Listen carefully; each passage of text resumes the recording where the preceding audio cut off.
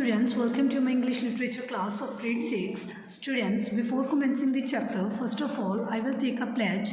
I commit to be vigilant and bear in mind at all times the risk to myself and my colleagues from COVID-19. I promise to take all necessary precautions that prevent the spread of this deadly virus. I promise to follow and encourage others to follow the key COVID appropriate behaviors, to always wear a mask, face cover, especially when in public places, to maintain a minimum distance of 6 feet from others, to wash my hands frequently and thoroughly with soap and water. Together we will win this fight against COVID-19. Thank you. Students, let's start with the chapter. Come to the page number 24. Chapter number 2. Today we will revise the story for your unit test second.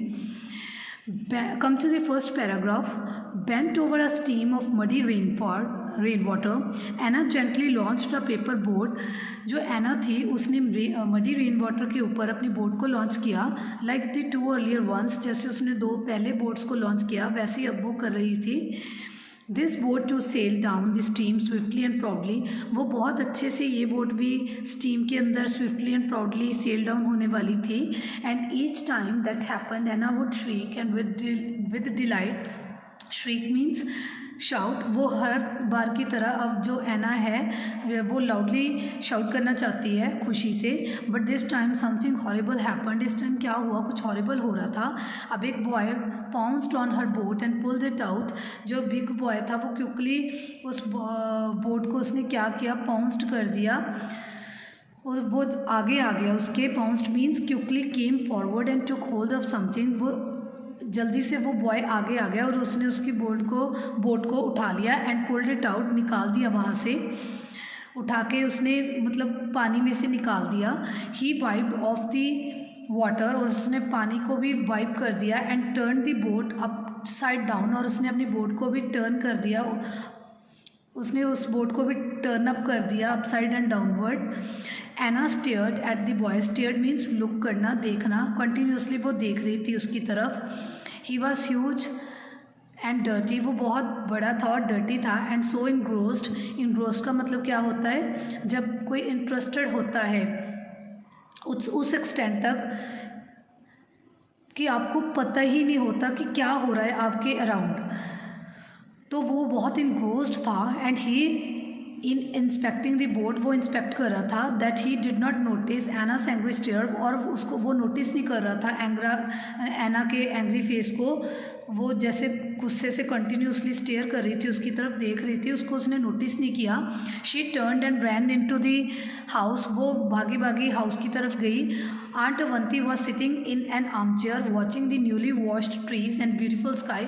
जो aunt Avanti थी, जब वो एना उसके पास भागी भागी गई, उस time वो आर्म चेयर के ऊपर बैठी थी और वो देख रही थी जो ट्रीज़ थे, न्यूली वॉश्ड ट्रीज़ थे और ब्यूटीफुल स्काई था, अच्छा मौसम था. ट्रीज़ भी वॉश हुए थे रेनफॉल से. तो वो देख रही थी, उनको वॉच कर रही थी आर्म चेयर के ऊपर बैठ के. When Anna barged in her face red and lips pointing. जब एना ने वो गई उसके पास, उसका जो फेस था वो रेड हुआ था और जो उसके लिप्स थे वो भी पॉइंटिंग कर रहे थे, एंग्री एक्सप्रेशन शो कर रहे थे उसके जो लिप्स थे.